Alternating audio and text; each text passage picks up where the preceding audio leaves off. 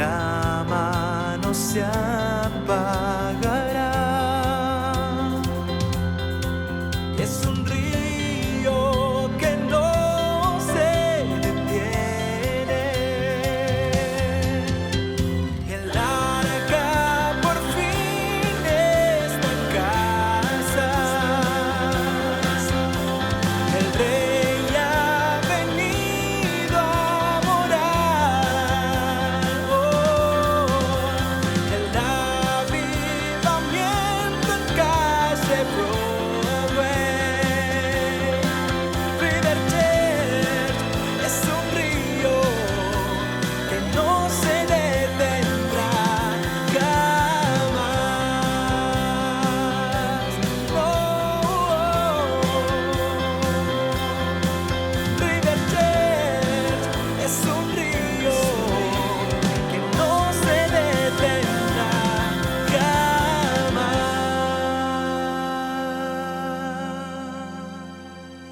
Yo decía en el servicio anterior que ninguna otra generación en la historia ha sido tan saturada por el sexo, por las drogas, por el alcohol, por el asesinato a tan temprana edad.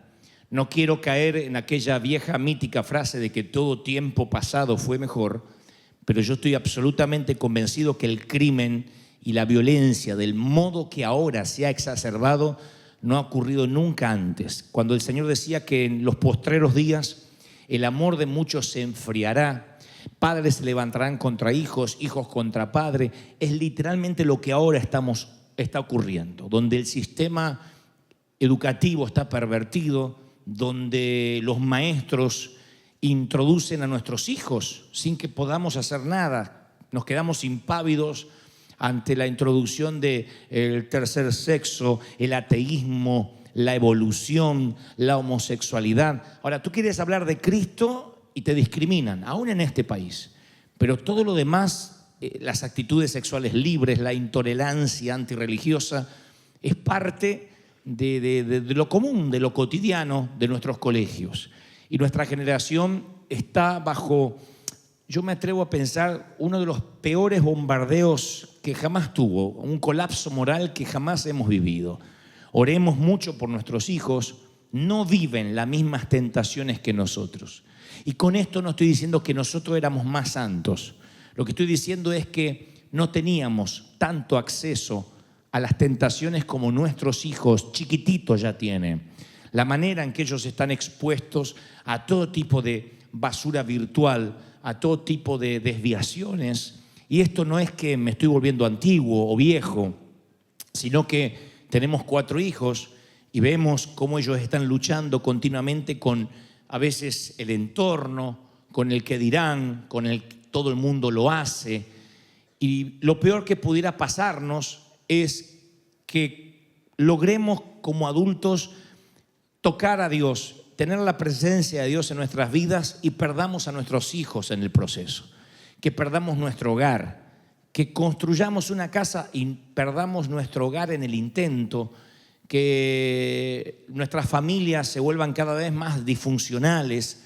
Y cuando esto pasa con nuestros hijos, cuando yo veo a padres que están muy preocupados, porque lejos de vivir la promesa de Abraham, de ser un modelo de las naciones, sienten que no son un modelo de nada, yo les digo siempre, ¿cómo están las raíces en tu hogar?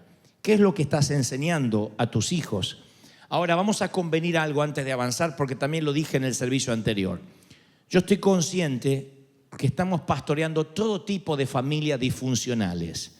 Sería una locura pensar que todo el mundo tenemos que tener la familia Ingalls, porque eso no va a ocurrir. Yo sé que hay aquí muchos divorciados, separados, viudos, mamis que crían a sus hijos solas, papis que crían a sus hijos solos. Y yo no te estoy diciendo que eso esté mal, porque así llegaste, porque así se tocó la vida, porque los infortunios, porque la providencia divina a la vez no estuvo contigo en cierta ocasión, porque tuviste que hacerlo, porque yo no soy de aquellos que dicen te hubieses seguido casado con ese aunque no lo amaras. No, cuando algo está, como dijo la proverbista doctora María Polo, irremediablemente roto, lo mejor es a veces reiniciar. No somos pro divorcio, pero hay muchos que han llegado aquí a la congregación con matrimonios rotos, En algunos Dios ha hecho la restauración, Dios los ha salvado, los ha reconstruido. Otros no, otros han venido ya con una historia de vida y nosotros somos conscientes de eso. También mencionaba, y lo quiero volver a decir, no somos una iglesia que condena a nadie, por mucho que esté involucrado en pecados, en una vida compleja. Si de pronto algún día tu hijo te dice, mira, mami, papi, yo soy homosexual, siento atracción por el mismo sexo, no se te ocurra decirle, no le cuentes al pastor, no lo digas, no tienes que ir más a la iglesia, porque al contrario, somos un hospital, somos un sitio para gente rota, para gente necesitada. Este es el sitio que nosotros queremos que esté en la gente que tenga crisis. Ahora, el hogar es el sitio donde las raíces son sembradas. Entonces yo tengo que preguntarle a los padres, ¿tienes una carga renovada por tus hijos en estos días? Yo sé que hay mucha gente aquí que siente que Cristo no va a sus hogares. Mucha gente me lo ha dicho. Me dice, mira, en los negocios me van bien, en la economía me va mejor, pero siento que mi casa es un desastre. Cada vez nos entendemos menos con mi mujer, con mi esposo. Mis hijos, la relación cada vez es más distante. Veo que el carácter de ellos no cambia. Creo que Dios se olvidó de mi hijo. Creo que Dios se olvidó de mi matrimonio. Y esto es no algo que pasa con los mundanos allá afuera, con esos idólatras que no tienen a Dios. No, esto pasa en las iglesias. Yo hablo con muchos pastores y me dicen a veces sorprendidos, uy, no sabes, entró un espíritu de divorcio a la iglesia. Digo, no entró un espíritu de divorcio. A lo mejor recién se están sacando las caretas. A lo mejor recién dejaron de ser hipócritas y están contando lo que les pasa. Porque nosotros íbamos a iglesia donde no podías contar lo que te pasaba. Lo podías contar en cualquier lugar, menos en la iglesia, porque te liquidaban de un piedrazo. Si contabas que tenías problema en el matrimonio, lo primero que te sacaban era el de servir. Te decía, usted ya no puede servir más. Y a lo mejor eras ujier, eras el portero, eras el que limpiaba la iglesia. No te dejaban agarrar una escoba. Primero arregle su casa y después agarre la escoba. Esa era la manera en que nos trataban. Entonces nosotros ante el temor no contábamos nada. Todos poníamos una fachada de familia feliz. A nadie le pedíamos ayuda. Encima, los que tenían problemas se pensaban que ellos solos tenían problemas. No se atrevían a contárselo a nadie, porque decían, si yo se lo cuento a alguien me va a juzgar. Va a decir, ¿cómo un hijo de Dios tiene problemas en la casa con los hijos? ¿Cómo tienen los hijos rebeldes y está sirviendo al Señor? ¿Cómo tiene problemas con la esposa si se supone que sirve al Señor? Entonces lo ocultábamos por años. Y lo que yo quiero, como digo siempre, es que este sea el sitio más auténtico del planeta. Que este sea el sitio donde tú vengas y digas, yo estoy así, así y así. Y quiero que me ayuden, que me bendigan, que me restauren, que me cubran, que me ayuden. Estamos para ayudarte. Ahora, hay un episodio bíblico que a mí siempre me llamó la atención desde que yo comencé a predicar a los muchachos allí en Argentina. Jueces 2:7. Dice la palabra, el pueblo sirvió al Señor mientras vivieron Josué y los ancianos, los cuales ellos, oigan esto, habían visto las obras que el Señor había hecho por Israel. Pero un día se murió esa generación y surgieron sus hijos, otra generación que no conocía al Señor, que no conocía lo que Dios había hecho por Israel. Estos abandonaron al Señor, al Dios de sus padres, al Dios que los sacó de Egipto, y siguieron otros dioses, dioses de los pueblos que los rodeaban, y los adoraron, provocando la ira del Señor. O sea, yo estoy pensando, es inaudito imaginar que los hijos de Israel, que vieron tantos milagros, se iban a perder.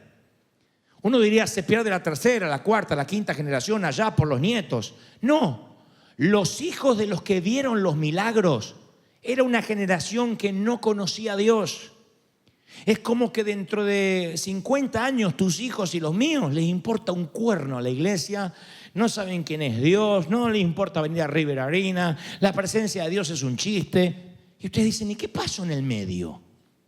¿Cómo puede ser que los hijos de Josué que experimentó los milagros más grandiosos de Dios, el cruce del Jordán, si vamos más para atrás, sus padres, los abuelos, el cruce del Mar Rojo, la piedra que brotó agua, el maná que caía del cielo. Y se levanta una generación que adora a los dioses ajenos, que el entorno los envuelve.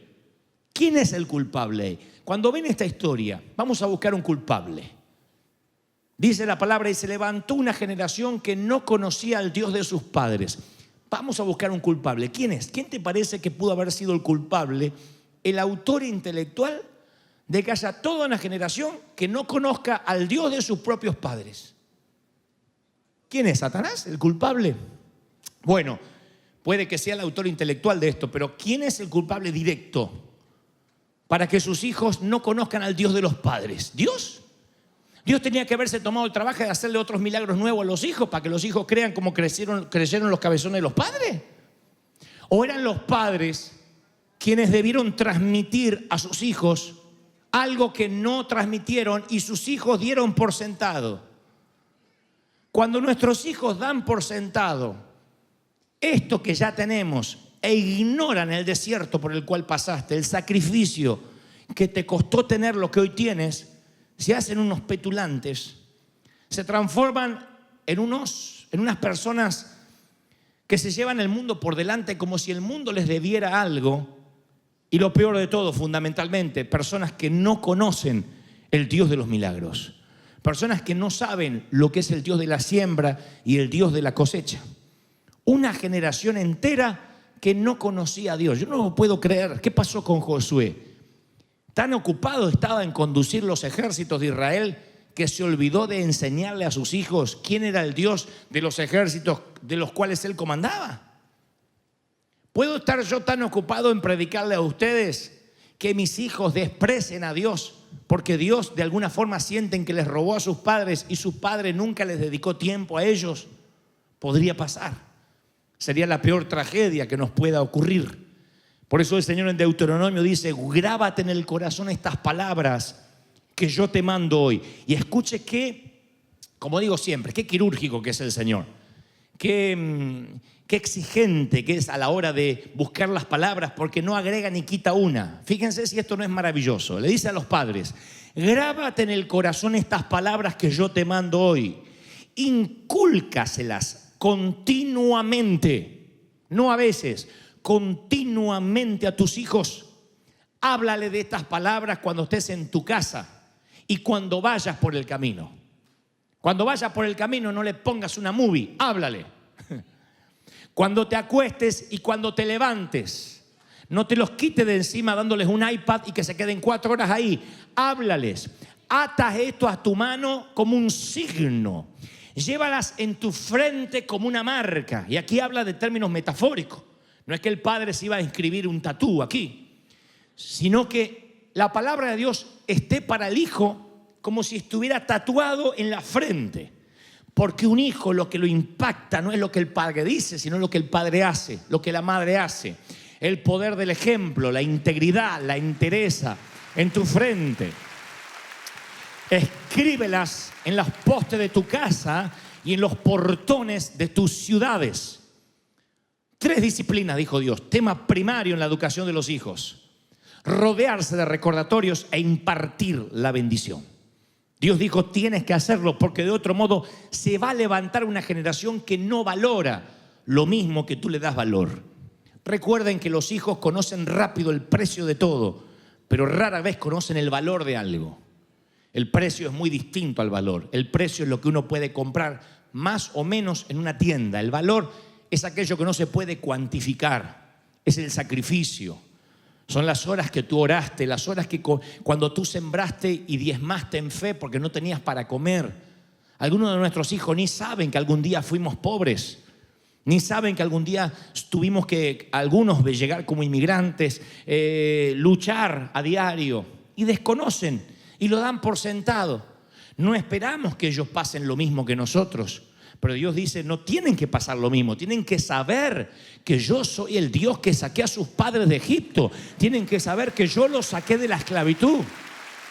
Noten que Dios no dice: quiero que tus hijos también sean esclavos para que vivas lo que tú viviste. Él dice: solo recuérdales, diles, Coloca piedras a la orilla del Jordán para que cuando tus hijos te pregunten ¿qué son, papi?, tú les puedas contar la historia, que yo liberé las 12 tribus y los pasé como por tierra seca. No dejes de contarle los milagros, que no den por sentado mi presencia.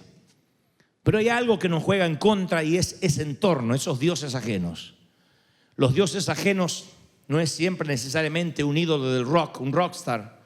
A veces los ídolos tienen que ver con el entorno, con lo que la gente dice. Y uno tiene temor, y el temor a veces te hace un padre represor, porque si no dejas tus temores se los vas a trasladar a tus hijos. El temor hace que dejes de ser padre y te transformes en un guardia de prisión, y reprimes el crecimiento, sofocas, ahogas, produces rebeldía. A veces hay padres que son temerosos y dicen, no, los voy a proteger. ¿Dónde andan? Los quieren controlar, le quieren poner un microchip en alguna parte para seguirlo. No, eso no es educar a sus hijos, impartirles la bendición. Eso es un padre represor. Lo más probable es que provoques rebeldía. El chiquito se va a aguantar mientras es chiquito. Cuando sea más grande y no lo puedas amenazar con un chancletazo, se manda a mudar. También el temor te hace un padre permisivo. Porque están los que dicen, no, por temor a que el hijo no lo quiera o no ser cool, baja los límites. Porque llevamos la maleta, mis padres me pegaban, mis padres me castigaban, no quiero que él pase lo mismo. Y entonces bajamos los límites y hay hijos que hacen lo que quiere en la casa. Mi madre solía decir siempre, a mí no me importa si usted tiene 20, 30 o 52. Si usted vive bajo mi casa, este es mi techo y esto es un sacerdocio y acá mando yo. Acá no hay mayor ni menor de edad, decía la vieja, mientras que usted viva acá. En el momento me daba bronca. Pues yo tenía 20 años y decía, ¿qué me viene a decir lo que yo tengo que hacer? Ya soy grande. Y ella me decía, que usted tenga pelo en las patas no lo hace hombre, usted vive bajo mi techo. Hoy me doy cuenta que tal vez si no hubiesen sido así, yo no sé si estaría predicándole a ustedes esta mañana. Tal vez si hubiesen sido más permisivos, no sé dónde pudo haber devenido mi vida. Entonces hay padres o madres que el entorno estadounidense, el sistema americano es tan fuerte que yo lo he escuchado aquí en la congregación. Fue una de las primeras consejerías que dimos, donde una madre decía, yo le digo a mi hija, si vas a tener sexo, llévate un condón, ponele preservativo, porque por lo menos no te quedas embarazada. Esa era la permisividad de ella. O sea, sentía que de alguna forma de esa complicidad iba a salir algo bueno. No, no va a salir algo bueno. Tú tienes que enseñarle pureza, tú tienes que enseñarle santidad, no cómo cuidarse, sino decir, quiero que vivas en pureza porque estás en una casa donde hemos decidido vivir en pureza. Yo y mi casa serviremos a Jehová. ¿Estamos de acuerdo, sí o no? Ahora, cuando uno toma el control y dice, Señor, yo necesito saber que mis hijos están bien, lo más probable es que también te frustres en ocasiones. Y diga, yo no sé si puedo tener la bendición de Abraham de ser un modelo a las naciones. Entonces yo quiero hacer una salvedad antes de avanzar. Ningún papi tenemos la garantía que nuestros hijos van a hacer lo correcto. Ojalá esto fuera con la garantía como te dan los electrodomésticos o los televisores en Best Buy, que si se te rompe te lo cambian. No hay garantía. Lo único que podemos hacer es proveer la tierra que conduce al éxito, proveerles el camino, señalarles, ponerlo en la frente, como dice el Señor, recordárselo, inculcárselo, impartírselo. Pero todo lo demás va a depender de Dios. Si fallan, uno tiene que descansar por la noche sabiendo que uno hizo lo mejor que pudo. Pero uno no va a descansar por la noche si uno sabe que no hizo lo mejor que pudo. Y esa es la palabra que yo quiero transmitir hoy al cierre de la cadena. Que Dios nos está hablando de que debemos asegurarnos de no ser un fantasma en casa, de no ser una sombra. Nuestros hijos tienen que saber que somos reales. La vida se pasa volando y es muy posible ver crecer a nuestros hijos en una cama. Cuando te vas están durmiendo y cuando vienes están durmiendo. Y dices, ¿cómo está creciendo? Y lo mides acostado porque nunca lo ves parado. Es lo más probable. Yo digo siempre que el sentimiento de orfandad es más aceptable cuando es acompañado con un cuarto vacío. Bueno, soy huérfano. Soy huérfano porque papá murió, porque mamá murió, porque se fueron. Pero cuando el padre está presente y te sientes sin padre, ese sentimiento de orfandad duele más. Así como la soledad no es ausencia de rostros, sino que la soledad es ausencia de intimidad. Tú puedes estar rodeado de gente y a lo mejor ahora mismo sentirte solo. Y alguien te dice, ¿cómo te vas a sentir solo si había no sé cuántas miles de gente ahí? Yo me siento solo. Hay iglesias donde te sientes solo. La soledad no es ausencia de rostros, es ausencia de intimidad. La orfandad no es ausencia, o mejor dicho, no es que tengas un padre muerto. La orfandad es un padre vivo que vive para trabajar, para dar una casa que todos dan por sentado, para mantener autos que todos dan por sentado, y los hijos lo único que reclaman, y se lo digo porque yo soy hijo y tú eres hijo, y vas a estar de acuerdo cuando te lo diga, lo único que reclamamos se llama tiempo. Tiempo. No hay un hijo que quiera otra cosa. Yo no me acuerdo si de chiquito yo era rico, era pobre, yo no me puedo acordar. Yo lo que me acuerdo es que si empezaba a llover y se cortaba la luz, para mí era una fiesta. Al revés de mis hijos que les agarra la abstinencia de Wi-Fi. Yo, cuando se cortaba la luz, era una fiesta porque prendíamos vela y sacábamos juego de mesa. Los juegos de mesa eran aburridísimos. No eran unos juegos sofisticados, era mover una fichita con los daditos, mueve 4 casilleros. Pero lo que a mí me gustaba es que tenía mamá para mí. Hasta el viejo lo tenía para mí, que no sabía jugar pero tiraba los dados. Pero hasta el viejo lo tenía ahí. Entonces, yo recuerdo ese tiempo que a lo mejor mamá decía, hago unas, se llama tortas fritas, que eran unas masas que mezclaba así con grasa. Ahí no había gluten free. A ir a comer hasta reventar. Vamos que tengo más. A comer, llenos de azúcar. Pero lo que me acuerdo era el tiempo que vivíamos. El olor a esa comida. El calentador allí que tiraba más querosén que fuego. La intoxicación salías así. Estaba Bob Marley, parece, salía de casa.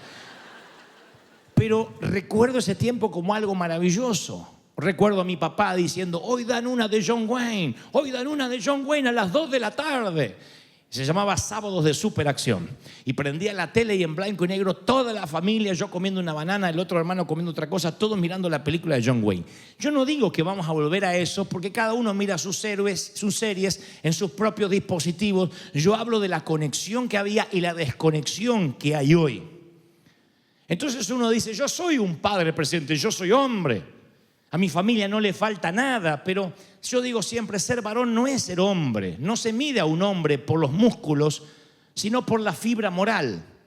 A un hombre no se lo mide porque provee lo necesario. A un hombre se lo mide porque está presente, porque la reputación es lo que la gente piensa de nosotros. El carácter es lo que los hijos saben que somos nosotros. Nos miran, nos observan. Tus hijos te conocen más de lo que sospechas. Escuchan más de lo que crees. Saben tus susurros, saben tus malas caras. Hay cosas que se las callan. ¿Cómo lo sé? No estuve en tu casa, pero estuve en la mía.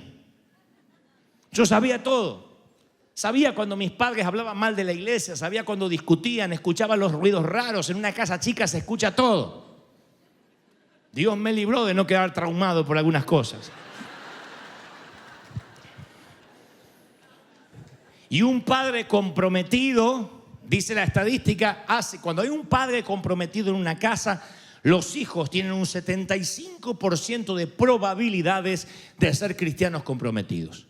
Si en una casa solo la mamá es la comprometida, el papá de tanto en tanto viene a Christmas, viene a Easter, pero la mamá es la que se compromete, solo el 20% de esos hijos tienen posibilidades de ser un cristiano comprometido. O sea que nos estamos jugando la vida y la muerte de la próxima generación. Ahora, yo sé que algunos están diciendo, bueno, es que la vida a mí me fue muy dura y se me hace difícil dedicar tiempo a mis hijos. Yo sé, no te estoy hablando de horas, no te estoy hablando de que dejes el empleo y dediques 5 horas a estar con tus hijos. Pero no me digan que no es fascinante cuando uno está muy cansado de decirle al hijo, ponte con el iPad ahí, juega con los jueguitos ahí, que te dejo 2 horas, te dejo. ¡Bien! Hace el mocoso y tiene 2 horas de libertad para ver Netflix, para ver lo que sea. Esas 2 horas de desconexión no vuelven. Y tú dices, ¿y es tan grave No, si las ves como 2 horas. El tema es que si esas 2 horas se repiten y es un patrón y una y otra vez, hay una generación entera que no habla con sus padres, porque es la única manera que yo tengo de entender que los hijos de Israel no conocían al Dios de los padres. Yo conozco al Dios de esos padres. Yo leo las escrituras y me regocijo con el maná que cae, con la piedra que brota agua, con el mar que se abre en dos, con los egipcios ahogados. Yo me regocijo y los hijos no sabían la historia. ¿Really? No, voy a empezar a ser bilingüe ahora. De verdad que los hijos no sabían la historia. De verdad que ninguno de esos padres nunca los arropó y antes de ir a dormir les dijo: les voy a contar la historia de cómo Dios nos libró de la esclavitud. ¿Cómo puede ser que esos servían a dioses ajenos? Es el mismo flagelo que sacude a las iglesias hoy. Si algún día tienen tiempo, vayan una mañana a cualquier iglesia americana al azar. Si encuentran a alguien que no tenga la cabeza blanca, yo les doy un premio. Las iglesias se llenaron de viejitos. Ni los hijos ni los nietos pisan la iglesia. Ustedes dirán: ¿y se le endemoniaron los hijos? No, son buena gente a lo mejor, excepto que no conocen a Dios. Esos padres nunca se preocuparon de conocer a Dios. Pretendieron que el sistema les enseñe de Dios. Los llevo a la iglesia como si fuera un depósito y que ahí les metan educación de Dios. Los mandé a un colegio cristiano, dicen. Y las raíces siempre son en el hogar. Si no, el Señor, en vez de decir: incúlcaselo a tus hijos, díselos en el camino y al amanecer y al acostarse, diría: mándalos a un colegio, que algún rabino les va a enseñar lo que vos no querés enseñar y tenés razón, porque justo hoy dan La Casa de Papel o Luis Miguel la serie. No dice eso. Es nuestra responsabilidad. Nuestra responsabilidad. Cada uno delante de su casa. Nehemías se encuentra entre 43.000 judíos y la ciudad de Jerusalén en ruinas. Y entonces él tiene que levantar las ruinas, pero no sabe qué hacer esa primera noche porque no hay puertas.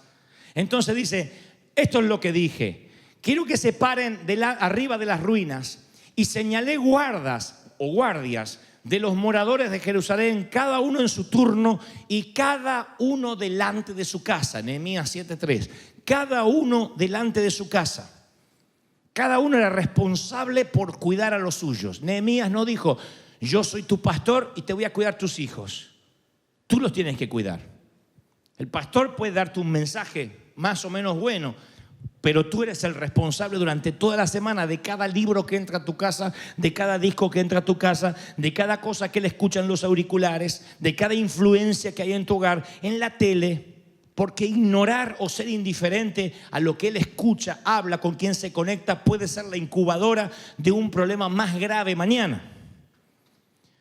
Cuando yo veo en las noticias que un muchachito con un arma, con una ametralladora o con lo que es un rifle, se mete en un colegio, mata a un montón de compañeros, mata a los docentes que puede y después se pega un tiro, a mí me sorprende siempre el papel de los padres. No los estoy culpando, esto es lo que a mí me sorprende. El FBI, por consecuencia, se mete en la casa, hace un cateo y descubre que el chico tenía póster terroristas, mandaba textos de cómo armar bombas, tenía tutoriales de YouTube de cómo matar y destruir a no sé qué, conectado con la red de Al Qaeda o la red de fulano, estaba metido con el ISIS. El hijo en la casa. Y los padres: era un buen chico, se pintaba un poquito de negro, eso nos sorprendía. Lo único que vio es que se cambió la ropa de negro. Después todo lo demás no lo vieron. En la propia habitación, bajo el mismo techo. No sabían dónde navegaba, no sabían con quién chateaba. Entiendo un pibe que se va y vive solo en un apartamento y le perdiste el rastro. Hijos con padres ahí, sorprendidos, dando la nota a CNN: oh, realmente nos sorprendió mucho, oh, era un buen niño, oh, mató 72, pero era un niño bueno. ¿Cómo? Yo digo: no lo vieron, no notaron un cambio. No hubo un padre que dijo: ¿qué es lo que estás consumiendo? Ese es el demonio o la potestad más fuerte en los Estados Unidos de América. Se llama desconexión. vives en la misma casa, llevas el mismo apellido, vienes a la misma iglesia y en la familia no se conocen. Lo sé, porque nuestras consejerías pastorales, cuando los hijos piden consejería, dicen: mi padre ni sueña que yo estoy metido en esto. Y cuando los padres piden consejería, dicen: mi esposa ni se imagina en lo que estoy metido. Cuando la mujer pide, dice: que no se entere mi marido, que no se enteren mis hijos. Y son 4, 5, 6, 7 desconocidos, mismo apellido, y no se conocen. La desconexión es lenta. De hecho, no tiene fecha de vencimiento. El sueño americano, si no está fundamentado en Dios, te termina separando, te termina divorciando, sí o sí. En un matrimonio te terminas distanciando. El verdadero desafío en este país no es el crédito, no es la casa, es no distanciarse. Llegas aquí y no sé qué es lo que pasa, pero empieza como una tarea lenta donde los que se terminan divorciando, porque realmente está todo irremediablemente roto, no saben ni cómo llegaron hasta ahí. No saben. Dicen que cuando una mujer se divorcia, ya se divorció en su cabeza 10 años antes. Y cuando finalmente se lo comunica al cónyuge, no hay vuelta atrás. El esposo es el que más o menos da vuelta, va y viene, va y vuelta, es que no me lo esperaba, no me lo esperaba. Pero a veces ni se dan cuenta el distanciamiento, la desconexión. Imagínense si eso pasa de manera horizontal en una cama matrimonial, donde lo único que a veces hay es un poco de sexo.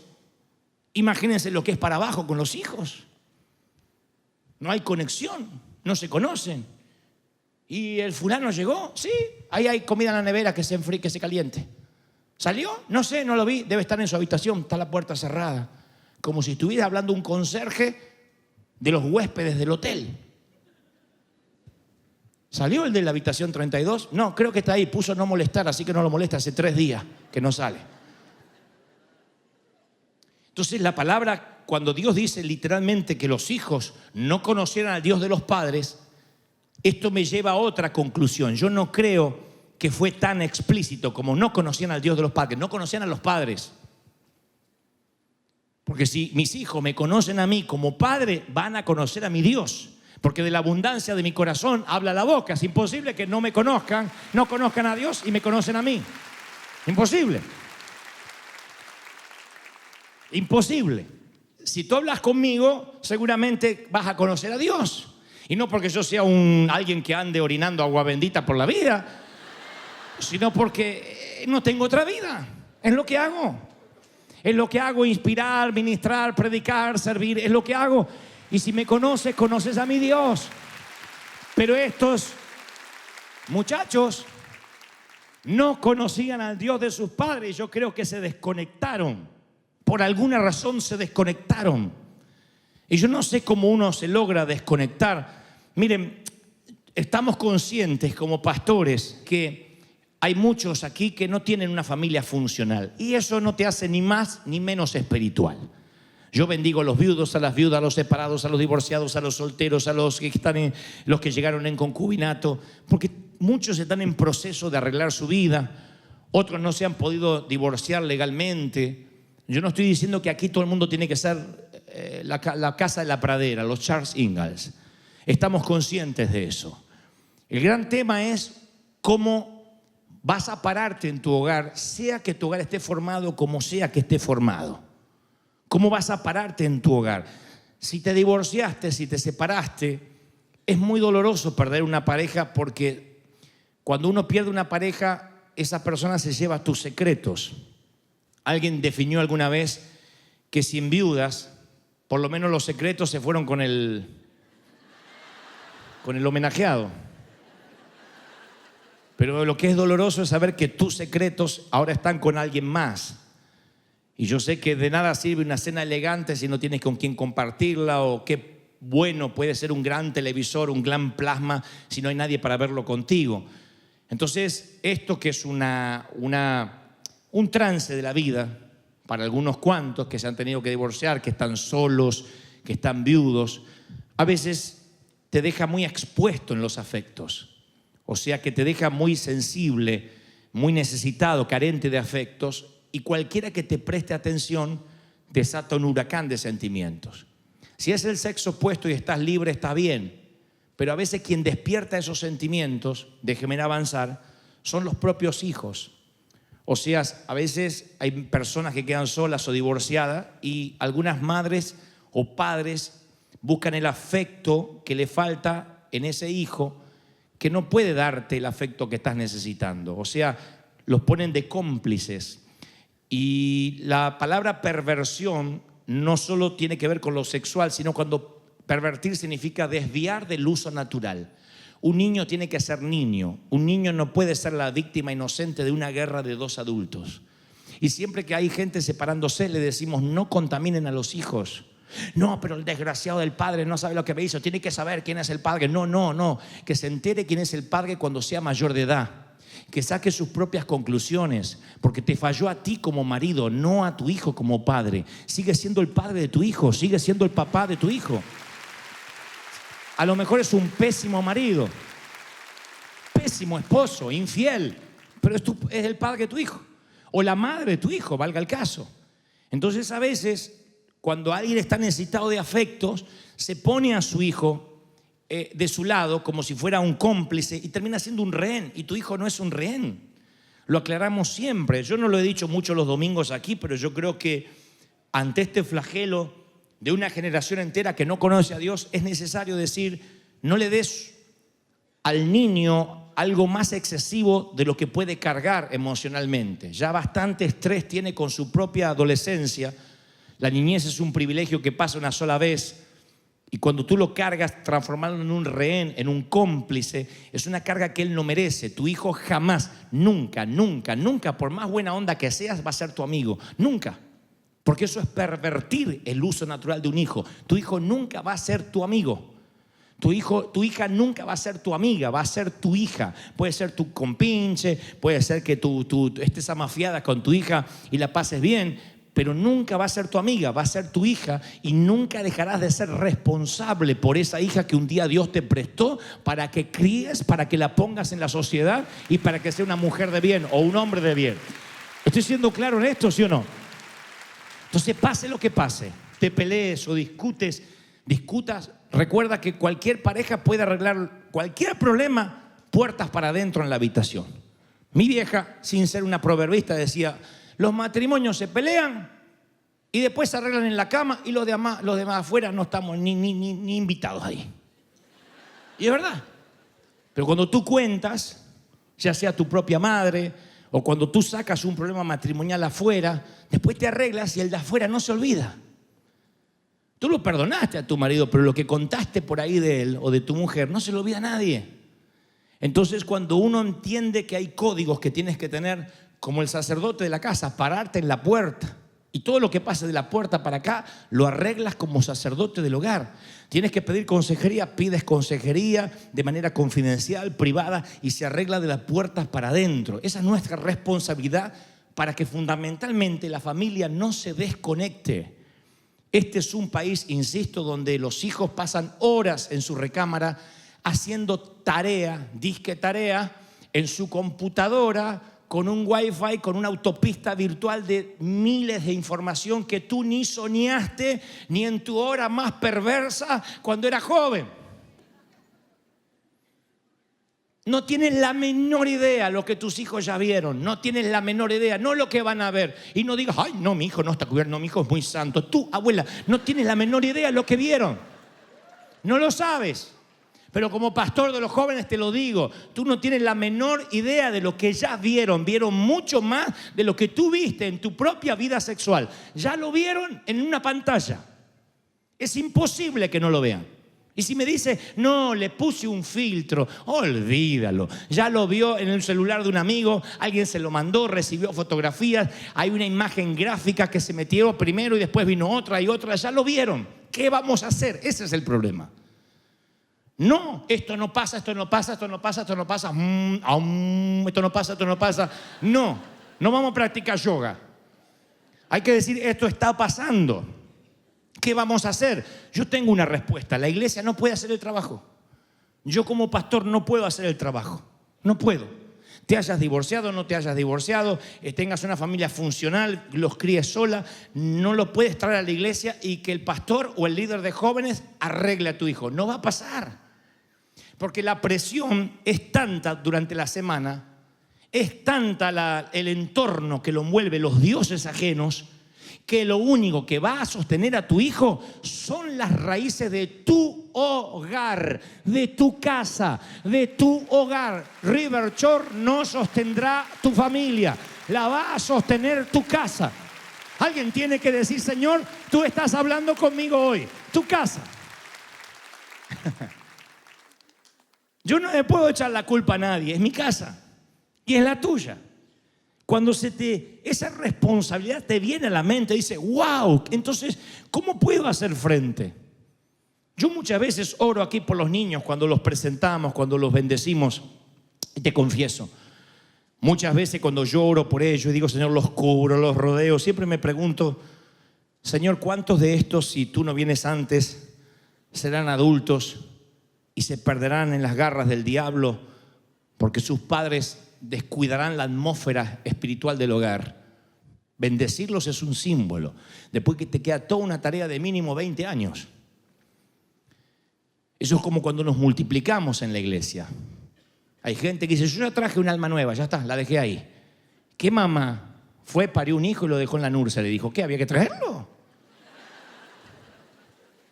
Después nos queda la tarea de alimentarlo, de solidificarlo, de que metabolice los alimentos.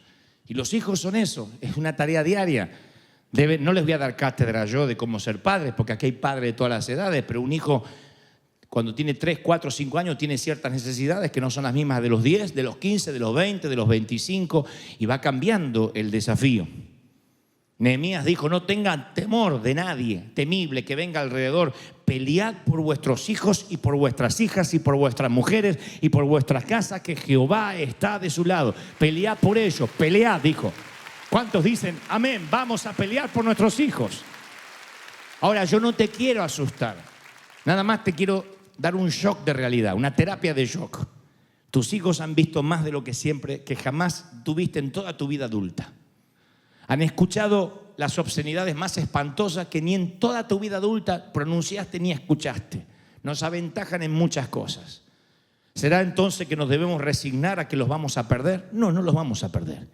Vamos a fundamentar el hogar, vamos a tomar la 7ª promesa de Abraham y decir: en mí serán benditas todas las familias de la tierra. Voy a ser un modelo de bendición, me voy a plantar, voy a ser un padre, una madre que los críe en rectitud. Ahora, no significa que te pongas en sermoneador. No vas a ser Ned Flanders de los Simpsons. No vas a andar por la vida repartiendo versículos bíblicos a tus hijos porque se van a pudrir, se van a cansar. Significa que estés consciente, número 1, que la iglesia no los va a salvar. Que la sociedad, ni el colegio cristiano, ni la universidad los va a cambiar ni a regenerar. Que todo lo contrario. Que estés consciente de que el trabajo que tienes no lo va a hacer nadie más que tú mismo, así tu matrimonio se haya disuelto. Hay una palabra que yo quiero transmitir porque quiero que esté bien claro esto de los matrimonios que se deshacen y los hijos. Porque si no lo aclaro, cuando termino de predicar, alguien va a decir: bueno, pero eso es para un matrimonio que entre los dos estamos llevando adelante todo, pero yo estoy sola, yo estoy solo y por eso se me hace difícil. Dice Job 14:7: si el árbol fuese cortado, aún queda del árbol esperanza. Va a retoñar aún, sus renuevos no van a faltar. Si se envejeciera en la tierra su raíz y su tronco fuese muerto, al recibir el agua va a reverdecer y hará copa como planta nueva. Lo que dice el profeta aquí es que tal vez no pudiste salvar la relación matrimonial, el tronco se secó. Tal vez dijiste: bueno, me equivoqué, el árbol no era lo que yo creía, pero hay una responsabilidad que es salvar la semilla, salvar la profecía. La profecía son nuestros hijos. Nada te condona a que digas: si me fue mal en la vida, por eso yo no me puedo ocupar de mis hijos. Porque acá dice: si el árbol se pudre, aún así los retoños deben ser salvados. No hay una guerra que merezca que las víctimas inocentes sean tus hijos. Porque si permiten que tus hijos se pierdan todos estos años de dolor, de tristeza, de estar en una cama sola, de extender la mano así y sentir que no tienes el calor de un amigo, de un cónyuge. Todo eso va a ser en vano si tus hijos se pierden. Tanto dolor no va a tener sentido.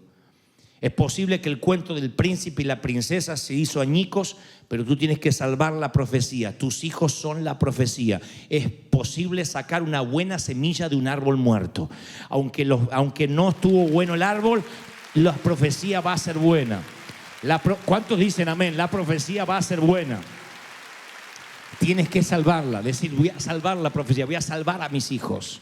Tienes que creer en ellos, tienes que decir, Señor, esto es lo más maravilloso que me pasó y voy a protegerlo. ¿Cómo? Como león, no como un gatito, como león, dándole tiempo. Voy a insistir con esto una vez más. Ojalá los padres pudiéramos congelar el tiempo. Es el regalo que yo le pediría a Dios si pudiera fantasear con algo. Si Dios me dijera, te doy lo que quieras aquí en la tierra, le diría, dame un congelador de tiempo que pueda poner en pausa a mi niña y hacer todo lo que tengo que hacer y que ella quede pausada en sus 8 años. Y que dentro de 5 o 6 años míos yo vuelva y ella todavía tenga 8 y me esté esperando. Yo quisiera pausar, pero la vida no espera. Y no solo no tiene botón de pausado la vida, no tiene botón de rewind, no tiene botón de rebobinado. No puedes retroceder, no puedes volver a vivir los cumpleaños, no puedes ver la carita feliz de una niña soplando pastel. Después ya tiene 13, 14, 18 y no le importa soplar velitas en un pastel. O lo que es peor, me dice, por Dios, no manches. ¿Qué vienes con un pastel a esta altura de la vida? Te necesité a mi lado cuando tenía 7 años y vienes ahora que tengo 25 a traerme un pastel. Entonces eso es lo que pasa a veces con la vida, que la vida no nos espera, que la vida no está en el costado del camino, la vida ocurre mientras vivimos. La vida transcurre mientras vivimos. Mientras que vivimos se hace camino al andar y se nos va la vida. Y un día nos damos cuenta que como abuelo queremos resolver lo que no hicimos como padre y no alcanza. Porque el abuelo da unos dulces, 2, 3 horitas y cuando los niños empiezan a molestar, bueno, vayan con la mami. Eso hace el abuelo. Y dice, ay, soy tan buen abuelo. No fuiste buen padre, no vas a poder resolverlo. Ahora eres un abuelo como todos, que reparte dulce, que les da de comer antes de la comida cualquier porquería a los nietos y que el yerno está orando que se vaya. Eso hace cualquier abuelo, que menos en nuestra familia, que somos diferentes, pero después eso hace cualquier abuelo. Eso no te va a hacer el hombre mejor del mundo. Ahora es la oportunidad. Ahora yo sé que algunos están diciendo, pero para mí es demasiado tarde. No es demasiado tarde. No importa si tus hijos tienen 30, tienen 50. Todavía los hijos seguimos necesitando un abrazo del padre, ¿saben? Todavía lo necesitamos. Yo pensé que iba a haber un momento en la vida en que ya no iba a necesitar abrazos, pero me di cuenta que uno sigue necesitando el abrazo del padre. Si tenga 70, 80 años, uno extraña los brazos del padre, de la madre. No sé, supongo que tiene que ver con la sensación de seguridad. Supongo que tiene que ver con algo que se quedó grabado en nuestro instinto, se programó en nuestra mente cuando salimos del vientre y nos pusieron acá en el pecho de mamá y no se nos va nunca de acá de la cabeza. Estamos programados para recibir cariño, programados para que nos abracen. Entonces esto significa que nunca es tarde para resarcir. Nunca es tarde para decir, yo quiero tomar la 7ª bendición de Abraham. Yo quiero ser un modelo de familia para las naciones. Y las personas que están aquí dicen, la vida me tocó duro, insisto. La vida no me dio tregua. Me tocaron limones. Bueno, tú puedes hacer limonada. Si te tocaron limones, puedes hacer limonada. Eres como esas madres de antes que, como no tenían mucho presupuesto, tenían que hacer mucho con material de baja calidad. Y luego que nos hacían alguna ropita con material barato y se veía bien, se sentía doblemente orgullosa. Porque le decía al marido, mira, compré esta tela súper barata y le hice la chaqueta que él quería. Claro, no era Adidas, era Adidas. O le faltaba una línea, eran marcas medias sospechosas. Pero lo hacían con un cariño porque con material de baja calidad habían puesto algo lindo. Y así es cuando has criado un hijo con mucho esfuerzo, que a lo mejor no tuviste todas las herramientas, todo lo académico a tu alrededor, toda la capacidad que hubieses querido tener, pero hasta donde te da la cabeza dices, con lo que tenía, Yo logré poner algo bueno en la sociedad. Con lo que tenía yo me esforcé. ¿Cometiste un montón de errores? Claro que sí, ya te profetizo, los cometiste. ¿Por qué? Porque eres padre, porque soy padre. Porque los padres metemos la pata. Porque cuando aprendemos a ser padres, ya nos tenemos que morir. Entonces todos cometemos errores. Si hay acá un padre y dice, yo soy perfecto, ese es tu error, creerte perfecto. Porque todos cometemos errores.